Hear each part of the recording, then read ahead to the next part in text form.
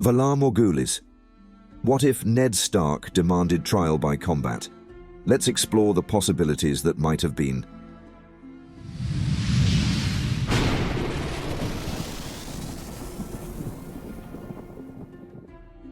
Torchlit passages beneath the Red Keep stretched on, damp with the city's heat. Ned Stark trudged between two gold-cloaked guards. His hands were shackled in front of him, each iron link cold against his wrists. Yet the chill in his gut came from a deeper place, fear for his children far more than for himself. He thought of Sansa and Arya, parted from him in this den of vipers. Overhead, in the pre-dawn quiet, the realm slept, or tried to. Ned heard only the echo of boots along wet stone and the muffled drip of distant water. The jailer shoved him forward, muttering. "Keep moving, my lord. The king awaits." A silent nod was all Ned gave. He was exhausted, body bruised from earlier interrogations, soul weighed down by Robert's death, his own regrets, and the uncertain fates of his daughters. This is all wrong, Ned thought for the 1,000th time. Robert should be on the throne, or if not Robert, then Stannis, by law and blood.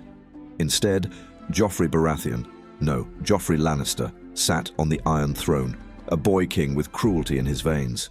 "If I had a dragon for every lord who claimed innocence, I'd buy my own kingdom." At last, the corridor emptied into a cavernous hall.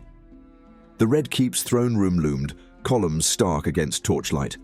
Above them, the spiked seat of melted swords twisted into the shape of the Iron Throne itself. And upon it, Joffrey perched like a predator. Cersei Lannister reclined in a smaller seat to one side, her emerald eyes reflecting the flames. Around them, courtiers whispered in hushed excitement. A hush spread as Ned was presented. Queen's Guard knights ringed the dais, their white cloaks as stiff as starched linen. Varys stood near Lord Petyr Baelish, who wore a mockingly pleasant smile.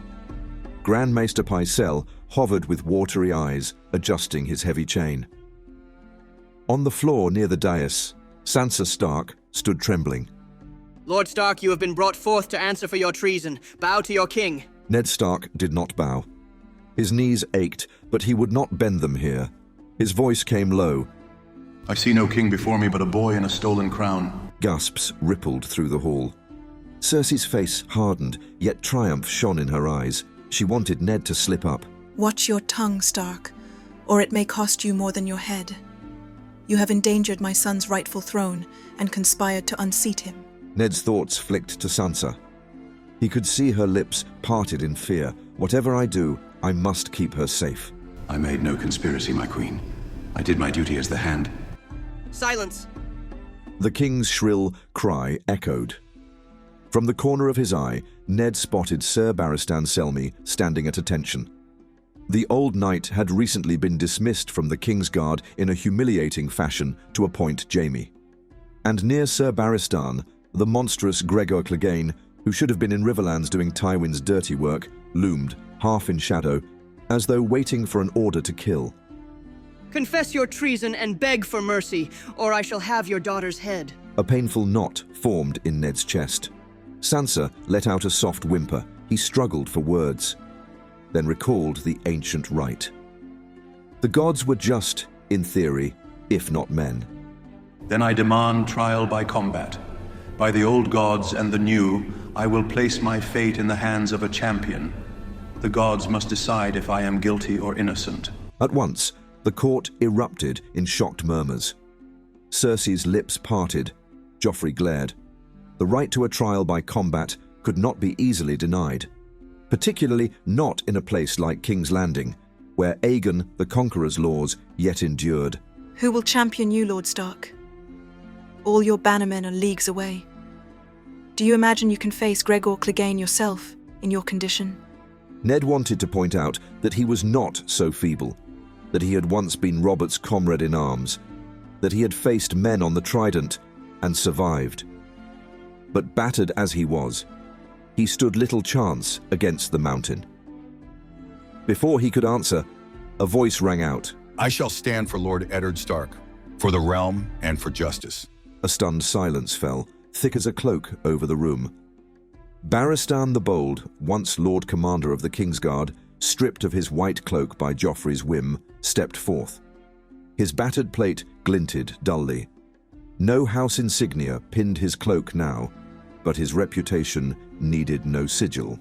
You dare to stand against the crown? I stand for what is right, Your Grace. By law, if Lord Stark demands trial by combat, he may have a champion, be it friend or stranger. This is my answer. So be it, let the mountain come forth. Gregor Clegane stalked onto the polished marble floor. 2 gold-cloaked guards flanked him, though they looked more frightened of him than protective. The beast of a man loomed a full head taller than Sir Barristan. Now, old man, you'll regret your choice. A ring of watchers cleared space. The hush grew almost suffocating. Ned's heart pounded in his ears. He could not stand idly by. He tried to speak, but the guards forced him back. He locked eyes with Barristan. The older knight nodded once, calm as a man at morning prayer. Gregor moved first, swinging an enormous sword in a diagonal arc. Barristan sidestepped with surprising grace. Sparks danced as steel kissed steel. Barristan danced around the mountain, seeking an opening. Gregor responded with furious power, smashing his greatsword down. Barristan parried, though the blow jarred his arms. End him, Sir Gregor. A cry rang out. Gregor, trusting brute force, pressed forward. Barristan pivoted with sure-footed skill. His blade flashed upward, sliding between the joints of Gregor's visor, an impossibly small gap. Gregor froze. Barristan yanked the sword free in a wet twist. Blood erupted from the mountain's helm. Lords and ladies shrieked. Gregor Clegane staggered, took 3 steps, then collapsed with a thunderous crash, helmet rolling off to reveal a lifeless face, eyes wide with shock. A circle of blood spread across the marble. Barristan Selmy lowered his sword. By law and tradition, the gods had pronounced Ned Stark innocent. Thank you. But when his chains were removed, the game was not over. Cersei Lannister still held Sansa Stark, still possessed power in the capital. Joffrey seethed on the throne, fists clenched at his sides. Lord Stark is free, yet the safety of his daughter remains uncertain. The crown will not forget the boldness displayed here. Leave, if you wish, but know that Sansa remains betrothed to his grace. Any slight against the crown, and the girl will suffer for it. Father, I will stay. This is my duty. The heartbreak in Ned's chest felt worse than any dungeon chain. He would not, could not, pull her away by force. Doing so would place Arya, who was lost somewhere in the city, in jeopardy as well. Varys had implied Arya had escaped the Red Keep's clutches, but she was hardly safe. In silence, Ned glanced at Barristan. The old knight dipped his head in quiet sympathy. Ned could not save Sansa by sheer will alone, nor could he plunge all King's Landing into bloodshed. With a single, tortured look at his daughter, he turned away. "I will return for you, child," his eyes seemed to say. "I swear it." Before we continue with this tale, I'd like to ask for your support. If you're enjoying this story, please hit the like button and subscribe to our channel. Once we reach 2,000 subscribers, we'll release part 2, and we want you to help shape it. Share your theories in the comments, and we will explore the best theory in the next part. Let's make this epic what if together. Now, back to the fate of House Stark. Ned left the throne room with Sir Barristan at his side. He half expected an arrow in the back or a sudden command to halt, but the watchers only glared. As they neared the outer courtyard, Petyr Baelish appeared, smooth-faced, offering a mocking bow. Lord Stark, I bid you good day. I trust you know what you're doing. If I did, I wouldn't be in these straits, Baelish. Alas, give my regards to your family in the north, if you see them again. Anger flared in Ned's chest, but he kept moving. He had learned enough of Baelish's duplicity to know words would do little. Barristan remained silent until they exited the gates. Outside, a small crowd gawked as Ned retrieved a half-lame horse from the stables. My lord, if you intend to return to Winterfell, go swiftly. The Lannisters will not suffer this humiliation lightly. You saved my life. I am in your debt. I was cast aside for younger swords, my lord. But age does not dull a knight's sense of honor. I too must leave the city. Let us ride together until our paths part. And so they did, slipping out of King's Landing amid the swirl of rumors and resentful stares from gold-cloaks, who dared not defy the outcome of a trial by combat. North of the city's walls, the King's Road stretched like a dusty ribbon. Ned and Barristan made slow progress for the first few days. They traveled discreetly, aware Lannister outriders might be searching. The night fires burned low, conversation minimal. Ned could scarcely bring himself to speak. The truth of leaving Sansa behind gnawed at him. He also thought of Arya, lost in King's Landing. Had she found her way out? Or was she hidden in some alley, hungry and scared? They stopped at a small inn near the border of the Riverlands. News travelled faster than they did. Small folk whispered, Sir Barristan Selmy slew the Mountain in single combat. They say Ned Stark's free, but the young king is furious. Ned overheard talk of Joffrey's rages. The boy king had demanded Ned's head in the aftermath, but by the law of gods and men, Ned's innocence was proven. Sansa's captivity was the only chain left binding him. Cersei's sly triumph. Ned's jaw clenched as he sipped thin ale in a corner of the common room. Lord Stark, I understand your burden. There may come a time to rescue your daughter by other means. But for now, the law stands with you. Cersei is cunning, but we are not wholly powerless. In the Red Keep's solar, Cersei Lannister faced her father, Tywin, who had arrived in haste upon hearing the news of Gregor's death. Joffrey paced angrily, still wearing his golden crown. How did you let this happen? You think I arranged for Barristan Selmy to champion Stark? Of course not. Joffrey insisted on humiliating the old knight, and it turned against us. I want Stark's head. I don't care about so-called gods. I am the king. My word is law. Your word, boy, must consider the realm. The law states Ned Stark was found innocent. Killing him outright would lose us any sense of legitimacy. The Northmen would rise against us with fury. Joffrey fumed, but Tywin turned to Cersei. You say you still have Stark's daughter? Keep her close. If Ned Stark tries anything rash, we threaten the girl. That will keep him in line. For now. Yes, father. But we have larger problems. Stannis Baratheon claims the Iron Throne is his by right. He's at Dragonstone, mustering what men he can. Renly has fled to the Reach, whispering promises to the Tyrells. We stand surrounded by enemies, seen and unseen. Then we must neutralize them. Jaime shall take a force to Dragonstone. Stannis is a threat we cannot abide. As for Renly, we will buy the Tyrells before he can. Margaery Tyrell might make a more suitable queen than... Events moved swiftly. Jaime Lannister led a strong host by sea, aided by Lannister gold that bought off some mercenaries to guide them through pirate-infested waters. The assault on Dragonstone was brutal.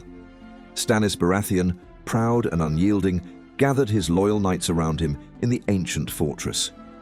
But he was outnumbered. Cannon fire from newly purchased ships, not actual cannons in Westeros, but heavy scorpions and catapults, pummeled Dragonstone's walls. Jaime, cunning if reckless, cut off supply lines, forcing Stannis to fight or starve. Ultimately, Stannis died in the throne room of Dragonstone, run through by a Lannister bannerman. Some said Jaime himself struck the killing blow. Others claimed Jaime only watched. Regardless, Stannis' stand ended in blood. His rightful claim died with him, or so the realm believed. Word spread quickly. Stannis the Just was no more. Renly, hearing of his brother's death, fled Highgarden. The Tyrells hesitated to back a Baratheon who could not defend himself. Soon enough, Tywin arrived in the Reach with gold and marriage proposals. Margaery Tyrell was betrothed to King Joffrey, forging a powerful alliance. When Renly tried to rally support, Tywin's gold cloaks and Tyrell spearmen cornered him on the Rose Road. He died under suspicious circumstances. Some said a crossbow bolt through the heart. Others whispered something darker. In the end, the result was the same. Both Baratheon brothers were gone. Outside River Run, Ned Stark and Sir Barristan arrived to the solemn relief of Catelyn Stark, who had come from Winterfell upon hearing Ned was imprisoned. Robb Stark remained in the north to keep watch over the young princes, Bran and Rickon. Catelyn's eyes shone with tears as she embraced her husband. Gods be praised. I thought, after you were taken, I feared the worst. Where is Sansa and Arya? Arya is missing, but I hear rumors she may have escaped the Red Keep. Sansa remains a hostage, a betrothed to Joffrey. Catelyn's face fell.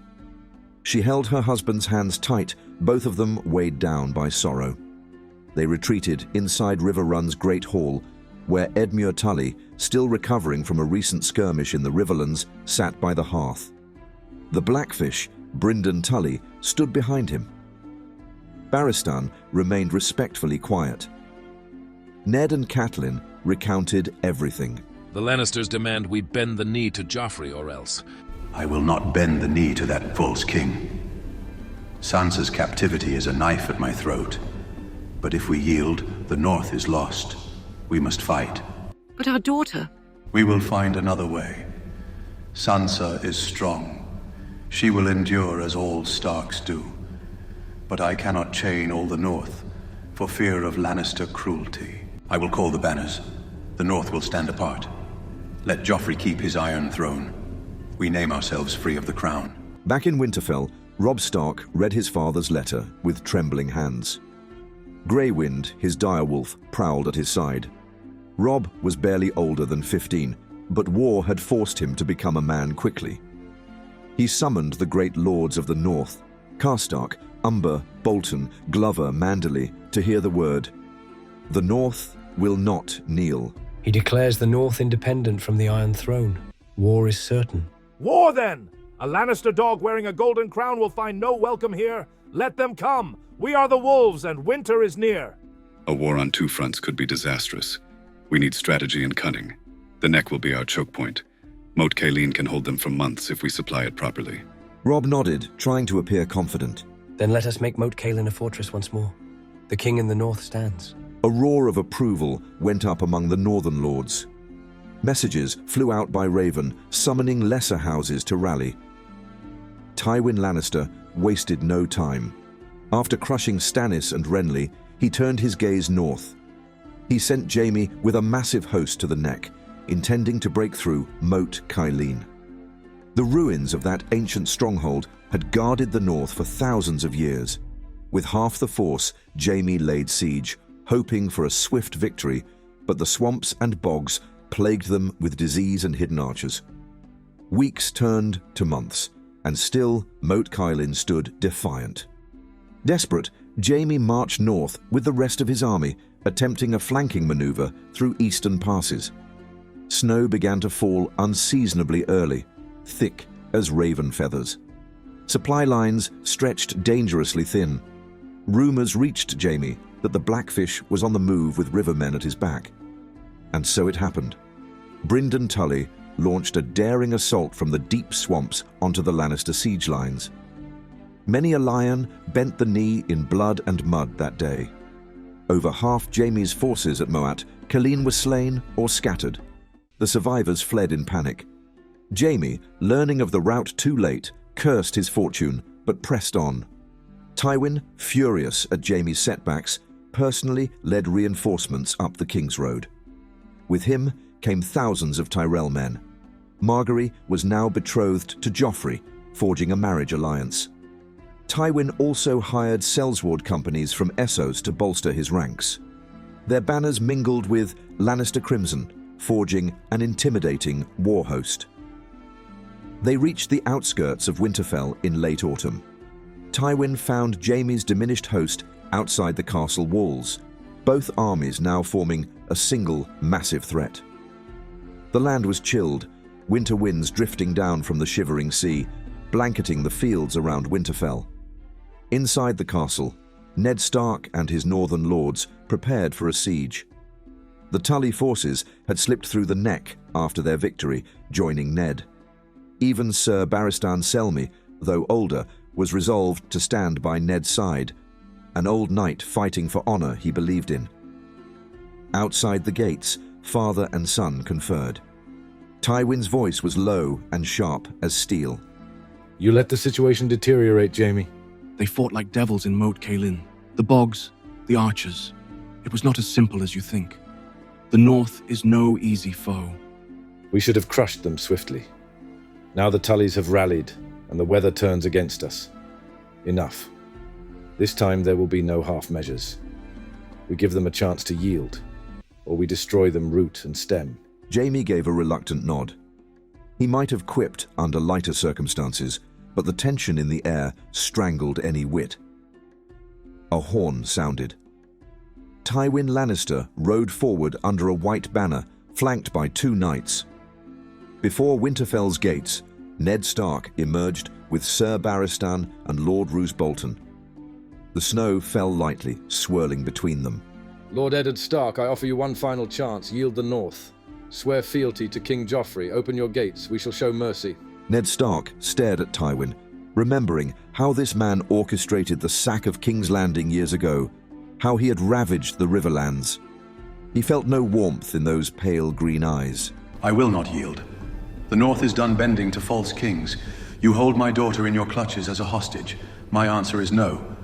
That hostage is your only shield from annihilation. I trust you value the girl's life. I love my daughter more than life itself. That is why I will not place her fate in your hands. Turn back, Lord Tywin. Very well, we do this your way. That afternoon, the Lannister Tyrell host arrayed itself for battle. Tens of thousands of spears, swords, and cavalry banners formed a sea of red, gold, and green. Opposite them, Winterfell's walls bristled with northern archers. Stark men readied themselves behind the gate, joined by Tully outriders. A trickle of Vale Knights had also come, courtesy of alliances with Lady Lysa's bannermen who defied their Lady Regent's isolation. Ned, standing atop Winterfell's battlements, looked down at the gathering storm. By his side stood Catelyn, face drawn with worry. He squeezed her hand. I never wanted this, but I will not watch the North shackled. I know, my love. We Starks must stand united. Whatever happens, do not blame yourself. Below, horns blared. The Lannisters advanced in orderly ranks. Siege towers rumbled across the frosted ground. War drums thundered. Northmen responded with arrow volleys, peppering the front lines. The clang of metal on wood echoed as Lannister shields locked into a tight formation. The rattle of heavy catapults signaled the beginning of the siege. Stones arced overhead, slamming into Winterfell's outer defenses with splintering force. On the walls, men shouted commands. Scorpions launched bolts that ripped through the first siege tower. Barristan Selmy directed archers to focus on the enemy's flanks, seeking to stall them. Brynden Blackfish Tully led a cavalry sweep beyond the walls, clashing with outriders. But Jaime's knights countercharged, forcing them back. The day turned into a haze of shouting, blood, and swirling snow. For a moment, it appeared Tywin's might would break the defenders. Yet the North clung tenaciously to every inch of ground. Even as Lannister men stormed a section of the outer wall, Bolton's reserves pushed them back. The living heart of Winterfell refused to yield. As dusk fell, the battle quieted. Fires smouldered in the siege camp. Groans of the wounded drifted over the field. Ned stood atop Winterfell's ramparts, cloak stained with ash, hair damp with melted snow. He had fended off one assault, but Tywin would try again at dawn. The war was far from over. Suddenly, horns sounded from the north side of the castle. 3 blasts in quick succession. Every man froze. 3 blasts. The Night's Watch, the old stories said 3 blasts heralded White Walkers. But that was legend, wasn't it? Another set of horns echoed from the direction of the Wolfswood, sending a chill that rivaled the wind. On the walkway above Winterfell's gate, a young figure emerged, leaning against the stone crenellations. It was Bran Stark, riding a basket on Hodor's broad back. The gentle giant hovered behind him, wide-eyed. The boy's face seemed older than his years, pale as milk. In his hands, he clutched a raven with eyes like black beads. A hush settled below. Lannister men, though half a mile away, felt the sudden tension. The wind whipped, and in that wind came a shriek, unlike any living creature. What in the name of the old gods? Bran turned toward his father, his eyes full of something akin to terror or prophecy. They're awake, father. Ned's blood turned to ice. Another unearthly cry rose from somewhere beyond the tree line. Soldiers in both armies shifted nervously. War horns fell silent. The falling snow thickened, swirling in a sudden gust of wind that felt too cold, too unnatural. From the distance, from beyond the hills near the Wolf's Wood, the caw of a raven echoed again. Then came the rumble, the low, resonant thunder of something massive moving beneath the earth. Or was it on its surface? Another inhuman wail sent a ripple of fear through Lannister lines. Even Tywin Lannister stepped forward, straining to see into the gloom. A hush even more profound than the quiet of siege overcame the battlefield. In that stillness, Ned found himself thinking of the words of the Night's Watch, of the old stories old Nan once told. White walkers, giants, whites rising from their graves. Gods be good. The hush shattered as a terrible roar erupted across the horizon. Men on both sides shouted in terror. Horses reared, eyes rolling white. The wind whipped snow into a furious gale. Bran clutched the raven as though it were a lifeline. They come, from beyond the wall, from the darkest forests. Father, I've seen them. Catelyn, behind Ned, gasped. The glimpses of war and heartbreak they had faced suddenly seemed small beside the ancient threat implied by these howls. Tywin Lannister began barking orders to his knights, but fear clung to them. Jaime stared into the swirling snow. Inside Winterfell, archers murmured prayers. Even the savage sellswords in Tywin's army seemed unnerved. If you'd like to see how this tale continues, help us reach our next milestone of 2,000 subscribers. Once we reach 2,000 subscribers. So if you're not already subscribed, now's the time. Valar Morghulis.